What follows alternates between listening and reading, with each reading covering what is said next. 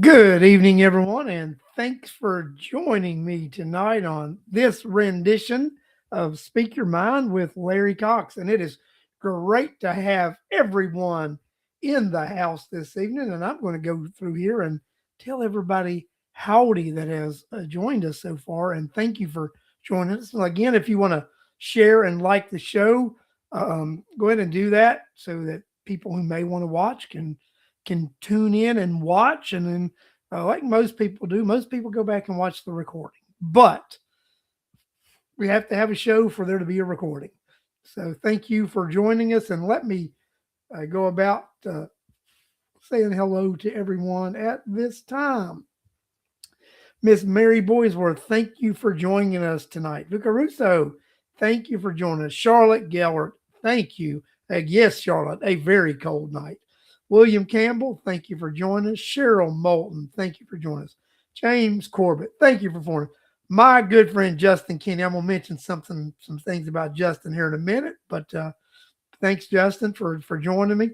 Kai Oden, Kai, I hadn't seen you in uh, uh, a minute, so thank you for joining us tonight, and Sarah Crawford, thank you for joining, and Jesus Lopez, man of the hour. I've seen a lot about Mr. Lopez here recently. Thanks for joining us, Mr. Lopez, on this rendition and version of uh, Speak Your Mind with Larry Cox. Samantha Swaney, thank you for a very cold night. It is cold, but we're going to get through it, right? Going to definitely get through it. So if you guys didn't know, our friend Justin here, he has decided he's going to run for the state court judge, which is going to be vacated by Judge Richard Reed here. Judge Reed has decided to retire and not run for that post again. So Justin decided it's been a lifelong ambition to become a judge. So Justin is throwing his hat in that ring and running for that position. And in fact, I support Justin wholeheartedly. I was actually out with Justin yesterday, putting up signs that you guys have requested. There have been most everybody. A lot of people in the county, even we've got people out of the county wanting signs. But no need to put one out of the county. But yeah. So Justin and I put up, I think, close to 60 signs yesterday. And I think Justin did a lot more signs today. And he's got a lot more requests. And if you guys noticed, he put a post out there on Facebook saying, give him a couple of days to catch up with the request. And, and that is just fantastic. That, he said, that he's got that kind of backlog. Yeah, Bill, I know you got yours because, I was there with Justin when we put yours up. Actually, I was a lot of the people in the room that have I was there yesterday and put your sign up. And Samantha Swaney says ours is way too small. I hear you, Samantha. I hear you. And then Thomas Dean said put them up at my house today. So yeah, we got those signs out there, and Justin's doing that, and Justin's got some billboards going up, and all that, and and I'm going to support Justin, help Justin all I can with this campaign because I believe in it, but I am going to miss him as a colleague because he has been a great member of the Board of Education, and I am going to miss him on that board, but I think where he's heading is going to be great for him, and it's going to be good for Rockdale County. So, so I think it's a win-win for everybody when you got a guy like Justin Kenny who's going to end up being our state court judge and sitting on that bench. I think it's going to be a good day for Rockdale County when we get good, qualified, competent people holding office. We can't go wrong as citizens when that happens. So that you just can't go wrong when and it is going to be a little different on the Board of Education, but um, all things change, right? All things change, and that's it's not a bad thing. Change is not a bad thing. Change is a good thing, and in accepting change and working with change, and then that's what I think that we all should do as we move forward. George Kelichek, thanks for joining the George. George has been sending me a lot of information. Some of it we'll talk about, some of it not. George, we can talk about some of it in there. I am going to mention that one statistic about the data centers, George, but you had sent it to me, but I also had heard that and read that elsewhere before you'd sent me that information about those data centers, and they will that whether they would have came or not come to your community without tax incentives, and it's going to be very interesting. But I am going to talk about that because it is very interesting. But there we are. So again, wanted to start off the show a little bit about pumping up our man Justin. I want you guys to support Justin. We really just want the community to embrace Justin and know that this is a great thing for Rockdale County when we get qualified people who are willing to sacrifice their time and efforts to this, because running for office is no small task, and is very taxing, and you put yourself out there for criticism, and you put yourself out there for the world to see. So I totally get it because I've done it, and like I said, I'm 100% behind Justin Kinney for this state court judge position. One might say, yes, he has my endorsement, whatever that means or weight it carries. So, Justin Kinney does have my endorsement for that position. If you all know, if my weight carries any weight with you, with your decision making. So George had sent me an article, and I had also seen this data elsewhere besides George sending me this article, and it was an article about and it was another article about whether data centers would come to an area if they were offered tax incentives or not. So, and the thing is, no. The answer is, yes, the answer is no, it doesn't impact him hardly at all. 70% of those data centers that would go to an area whether they got not. 70% go to them whether they whether they get tax incentives or not. So people think, well, they only come because they got the tax incentives. No, that's not true. They look at more of the location, and the area is more important to them than the tax incentives. So apparently Rockdale County, they consider a good area for their data centers, which I personally, that's one of them things, I say you got to be for something or against something. One of those things that I'm not really for as far as economic development, because it's not a good fit for the county, because it occupies space, it occupies electricity, it occupies water resources, but we have very little employees work in those data centers. So something that would occupy that much space and consume that much utility actually provide a lot of jobs. Charlotte says, and proximity to the transmission lines. So that's my take on it, is just letting you know, I would prefer the business bring jobs to Rockdale County. And that's one of the reasons that I supported so heavily selling the property over at Sigmund Road to the Buc-ee's because of just the pure jobs and the pay of the jobs and benefits that those jobs would bring to the employees that would be employed there. So, you're looking, a Buc-ee's would bring 200 to 300 employees.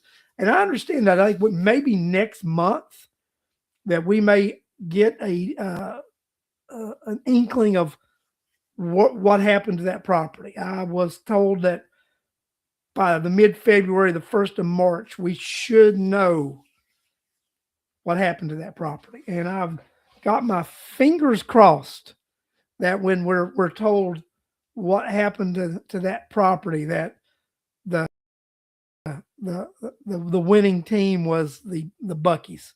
Um, so I mean, I think that the two things that were up for it were the Buc-ee's, a convention center, and a hotel. So I mean, I think the convention center hotel was one option, Buc-ee's was another option. So I'm hopefully that will what direction happened, that hopefully that was the Buc-ee's direction. That's just what the tax incentives that we'll get, the tax relief that we'll get for that, from them paying taxes and stuff and everything. So, but and then let's shift over a little bit to taxes. I want to talk about the opening week of the Georgia State Legislature. I think the big news coming out of the tax programs that our legislature wants to do. So you've got the wanting to eliminate the sales income tax, the state personal income tax, and people who make 100,000 and under, they would be totally eliminated within the first 2 years of that program, and then over the next 6 years, all personal property tax, I mean, not personal property, personal income tax would be eliminated. And then in personal property taxes, so also there was legislation introduced this week to make the exemption of the that 581 did statewide for everybody else who did not stay in. This legislation introduced this session that if you are a Board of Education, county, or city who that would happen.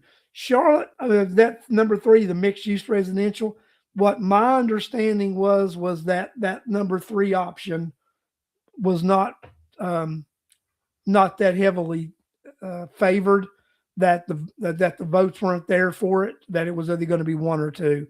That number 3 was an option, but I don't think that it has got any traction. Is what my understanding was that number 3 just didn't get any traction. But pivoting back to those 2 pivotal pieces of legislation that were introduced, you've got the personal income tax for individuals going to be eliminated. Right, that is just something that is would be big time. That would be big.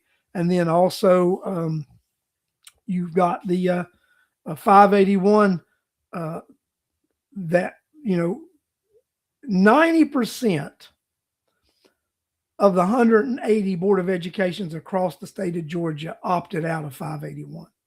Rockdale County is one of the few that stayed in. So Rockdale County citizens, you are one of the few counties that actually got property tax relief this year, because your county Board of Education stayed in 581. 90% of counties in the state of Georgia, their Board of Educations opted out of 581. So this legislation would do that. And hopefully, I don't think that's all they're going to do with property tax reform. I think we'll see some other legislation be introduced. There may be some increased exemptions for individuals like seniors and people with disabilities. I think you're going to see more property tax relief, if not this session, then sessions to come. I think that is the trend that we're going to see. And I think it is a needed trend. I think that especially when we do means testing, which is we if someone is financially not able to pay those, it comes between paying your taxes and eating and taking medicine, or getting kicked out of your house because you don't pay your taxes. I mean, I think we're looking at we've got to do something. Yeah, Charlotte Gill, yeah, I agree with that. SB 214 hand marked ballots. And I have talked to the election supervisor, and our election supervisor feels that hand marked ballot would be a nightmare for tabulations and such. So, and to be honest with you, my issue was never with the machines. My issue was always with mail-in ballots, which are hand marked ballots. Just so you know, my issue has always been with mail-in ballots and the verifying that they're from legitimate voters.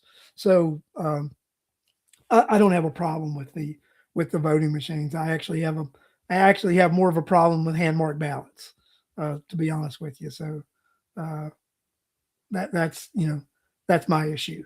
So, but I think we've got an interesting legislative session coming up, and then I guess you also Governor Kemp in his proposed budget is going to propose $2,000 bonuses for all state employees, which will include teachers and support staff in schools. So that'll be interesting to watch that, to see if the legislatures keep that in the budget. He has also again recommended that that if you file an individual, you're going to get a $250 rebate, and those who file joint will get a $500 refund from the state because of our surplus. Now, I'm just going to tell you, I believe we have too much of a surplus because we have been overtaxing citizens for years. And I would love, they already have a plan to reduce that, but I don't think it's going to be as hard for them to eliminate a lot of this income tax as you think it is, because they have been overtaxing the citizens of Georgia for years. That's why they're able to do the bonuses. That's why they're able to do these refunds the way they're doing them, because we are being overtaxed. I would rather that money stay in my and your pockets initially, rather than it going to the coffers of the state and then them giving me some back. I think if they do this income tax elimination properly, and they don't do it as a tax shift, I'm good with it. The way they say they're going to do it with taking away corporate incentives and rebates and such that they're giving corporations, I don't have a problem with it. But if they, shift it to other forms of taxes on you and I got a problem with it. But I'm going to give them the benefit of the doubt. What they say they're going to do, and if they do that, then I'm fine with it. But because it is very apparent that they don't have to tax us as much as they do because of the surplus rainy day fund that we have here in the state of Georgia. So, like I say, let's make that happen. Let's we've already seen he's introduced that. So it was a very little bit busy week, I think, that they introduced and that they have put out there. So, so Ms. Russo's afraid of the tax shift too, and that does concern me, and I think that is something we're going to have to watch and make sure that because it could impact us, a tax shift. We'll just see.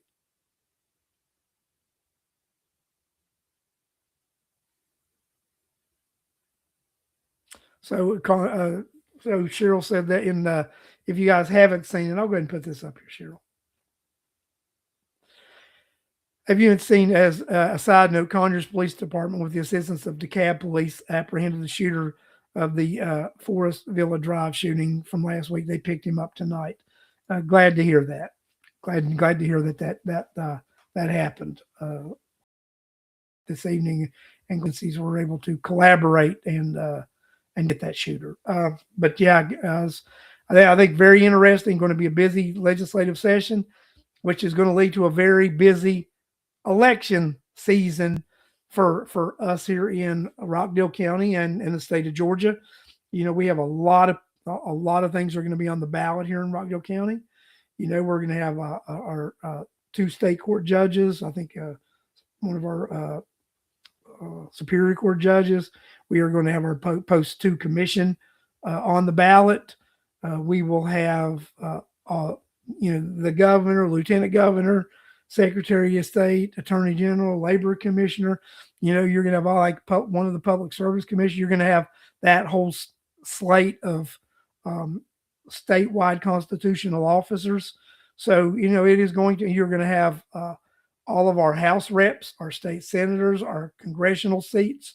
I think we have one Senate seat up for election this time too. So we are going to have a very busy and very competitive election cycle here this time. Yes, right now we do have 3 people who have filed DOIs with the intent to run for post 2 commissioner, as well as we have heard that sitting Commissioner Williams is intending to seek re-election.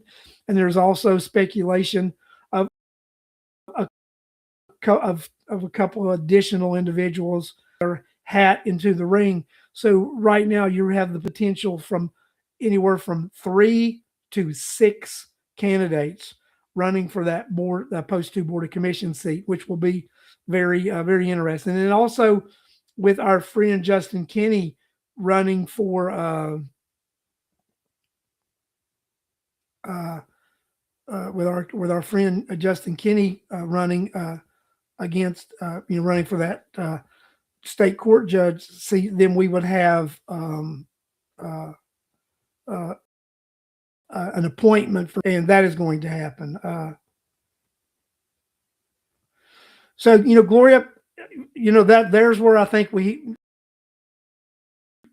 I agree with you. I agree that we need to put those exemptions in place for seniors, and then we need to do the means test. And if seniors aren't able to pay, then I agree they don't pay.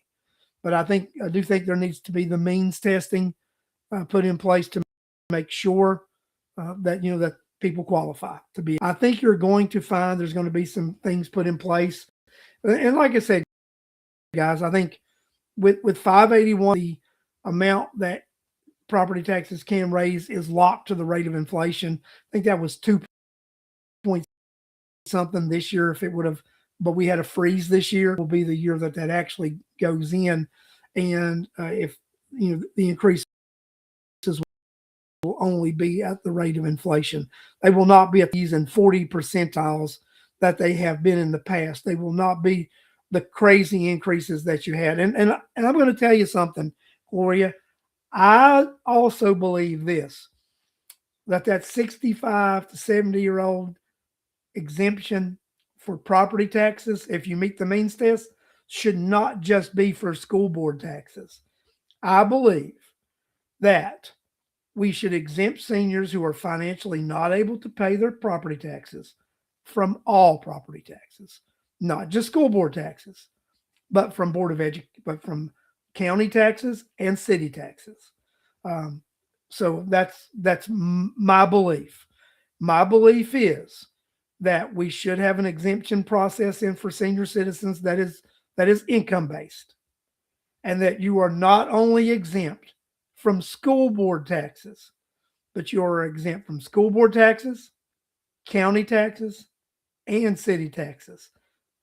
That's just the way I feel, right? And that's what, if I was in the state, in the Senate or in the legislature, I would be introducing that legislation. Just so you know, if I was in one of those positions, I would do that. And I think you as citizens can send emails, you can do phone calls, and you can request your state legislators, your governor, your lieutenant governor. You can request of them to introduce legislation to exempt seniors 65 to 70. And, then when you throw in the income testing, that gets their attention, and they're more likely to do that. So Matthew, when are you running for office? I'm already elected, Matthew. I'm a member of the Rockdale County Board of Education right now. So as a member of the Rockdale County Board of Education, I voted and fought for us to stay in 581, which locked the amount that property taxes can be increased to the rate of inflation by the Rockdale County Board of Education. So I have done what I can do on my level. These other things that need to be done or need to be done at a higher level that I do not have the authority in. But I do support those types of things, just so you know. You wouldn't hear me crying about it. Now, you'll hear a lot of people on the boards of educations cry, how are we going to meet our budget? How are we going to do that, right? What are you saying, Charlotte? I have 3 years on this term, right?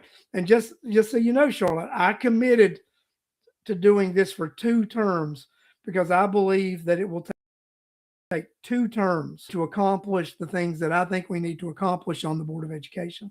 My goals are not only to make sure that people are taxed fairly, which I will do, but it's also to improve the quality of education our kids get here in Rockdale County. Because when I ran, I did not believe that they were receiving the type of education that I want that my kids, I believe, got, and I want future children to get.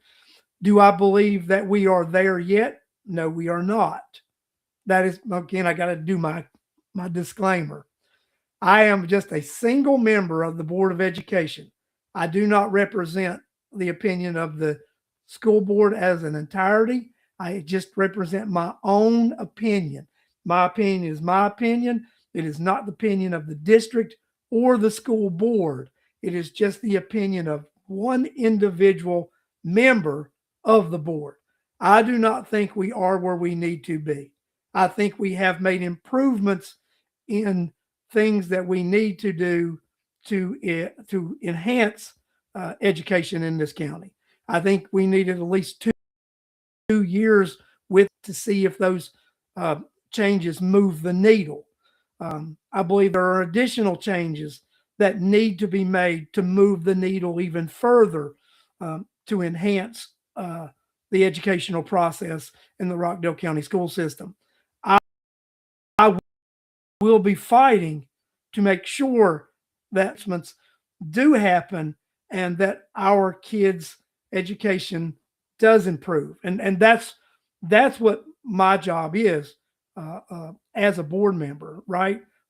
And that's what I'll do. Mary, Larry's not going anywhere. Where do you mean? Where do you mean I'm not going anywhere, Mary? Where am I not going? Just so we'll see, right? Like, guys, I'll tell you something. I need to complete my work on the Board of Education. But let me tell you something. When I complete my work here, I'm not ruling out that someday I may run for a state senate or a local house seat. That would be very much in the realm. I mean, if I stay healthy as I get older, and that would be more like when I would retire from work. Let's say when I'm like 68 years old or so. And just so you guys know, I turned 62 this June. Then no, when I would definitely consider after I serve my 2 terms that I hope you guys allow me to serve on the Board of Education, would definitely, if I have done a good enough job serving you as a board member, would definitely consider running for a local legislative seat to represent the good people of Rockdale County. But I'm nowhere near that right now.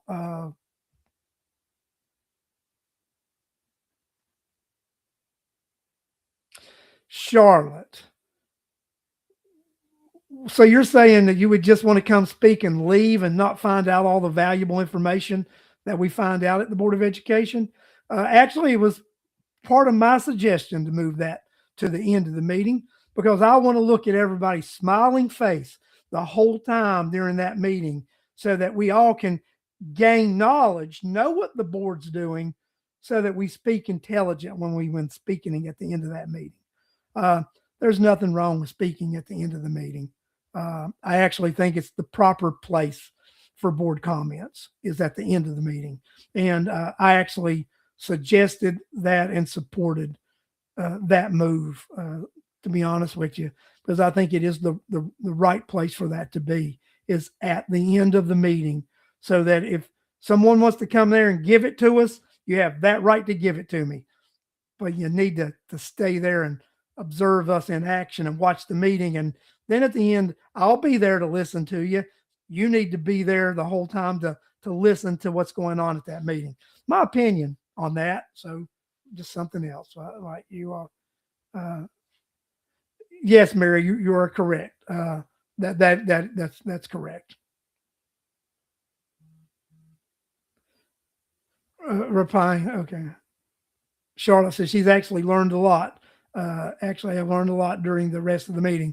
Yes, I mean, there is a lot to learn. And when you watch the rest of the meeting, when you watch the meeting, you actually get to see the programs and the initiatives that the school system has implemented to improve learning in the school district. So that's the thing that, that's why it's important to attend or watch the school board meetings, because you get to see the programs, you get to see the tool, you get to see the things that have been changed to try to improve education in Rockdale County. And that's why I encourage everybody to watch those meetings, watch those presentations, so that you see what we're doing. And if you don't like something we're doing, then definitely reach out to me, to the superintendent. If you reach out to me with a complaint, trust me, that complaint is going to go directly to the superintendent. It is. Anytime anybody has sent me a complaint, they have emailed me a concern, that concern or issue has superintendent of Rockdale County Schools. Because I do not run the day-to-day operations. We set policy, we set the budget, we set, the curriculum, we vote to approve all this, but, we do not do the day-to-day operations. So that's what we do. Thank you, Tina Hobbs, for agreeing with it, that everyone needs to hear what is happening with the BOE. And then that's, I just, want you all to learn, listen, because, we'll have presentations and, and we'll give things away, awards and such, and you'll have a full room. And then after we do the presentations, you'll have 75 or 80 people in that room. And next thing I know is we do presentations and take a 5-minute recess, and there's 3 people left in the audience. I want to see you guys in the audience. I want to see you there listening to what's going on, and then coming back with critique and letting me know what you think, because I do want to know. I want to know those things. But that's my take on it, right? So it is what it is. Oh, I got something flashing pop up on my screen here. I got to get that away from there. Go away. But yeah, that's what it is. But I do want and that's one of the things I'm going to talk about some. So people, when I ran for the Board of Education, that was one of the things that some folks were out there saying, well, Larry Cox is just using this as a stepping board. He'll serve a few years, whatever, right? No, not a stepping board, right? This is something that is near and dear to me. I want to accomplish something here. I want to accomplish some goals. And no, it's not parents of the students. It's the students getting awards, but the parents are there. Yes. Yeah. Yes, it's parents of the student getting award. Yes, it is. So, Charlotte, excuse me, I misread that for a second. But yeah, I mean, but I just want you to know, when I ran for this office, I committed to this office, and I just want everybody to know that, right? So yeah,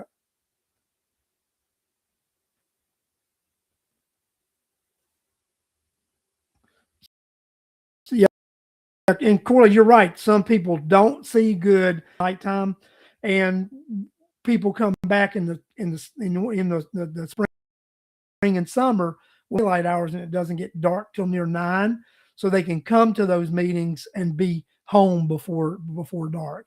And we do have people who do that, and and people who watch online who can't attend. But yeah, I mean, I really do like to see the people in the room. But yeah, guys, I am really excited about what is going to happen this year, and I'm excited about you guys being interested in what's going on in the county and what's going on with the Board of Education.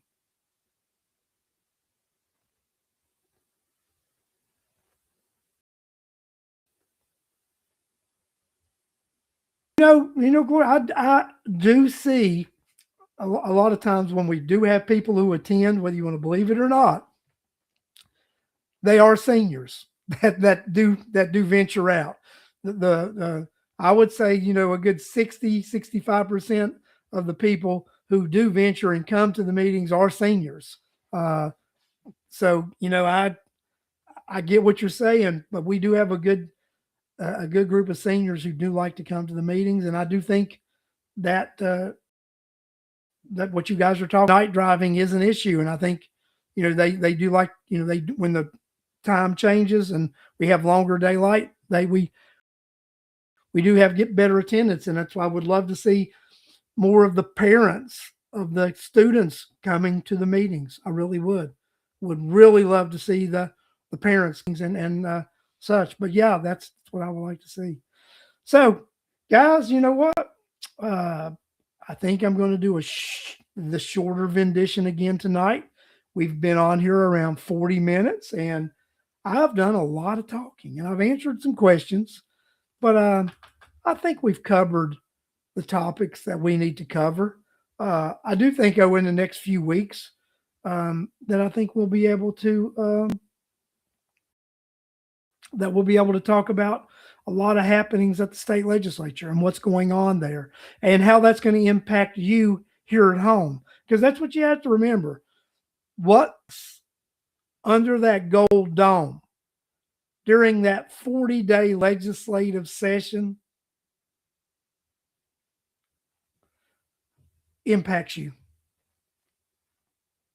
It impacts you directly.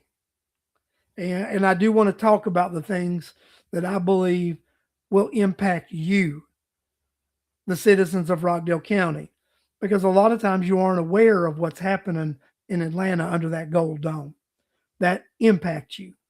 I make you remember, long before 581 became an issue, I was talking to you on this show about 581 and the importance of 581 and beginning of property tax reform. So we will talk a lot about things that are going on under the gold dome this coming year, because those are things that are going to impact you. They impact you directly. So yeah, there's new HOA legislation. I did see that too, Charlotte. But we are going to, as these bills advance and they actually grow legs and they have a chance of becoming law, I think that's when we definitely talk. I think when they start getting those second and third readings, and we know that they've got some force behind them, and especially after crossover day and those bills that cross over, right? We'll do that. So I think we're going to do that. So I am going to let you guys go tonight. I thank you all for joining me this evening.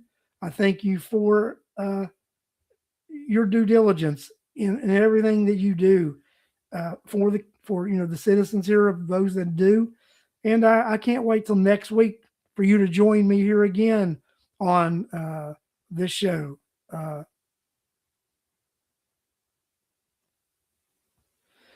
Jesus, you know what? I think you and I need to talk at some time before you'd want to come on the show.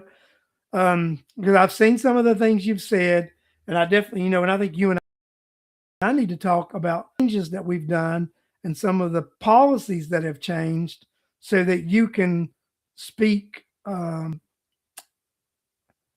so you can readjust some of your policies, because some of the things that you're saying aren't exactly in tune with what they were a couple of years ago. So let's me and you schedule some sort of conversation. Me and you can meet up. This coming week I will not be available. I will be available the following week. Um, my phone number and everything is readily available, Jose. So Jesus, I'm gonna actually put it out here. You can actually send me a private message if you want to too, but I'm gonna go ahead and put my number out here.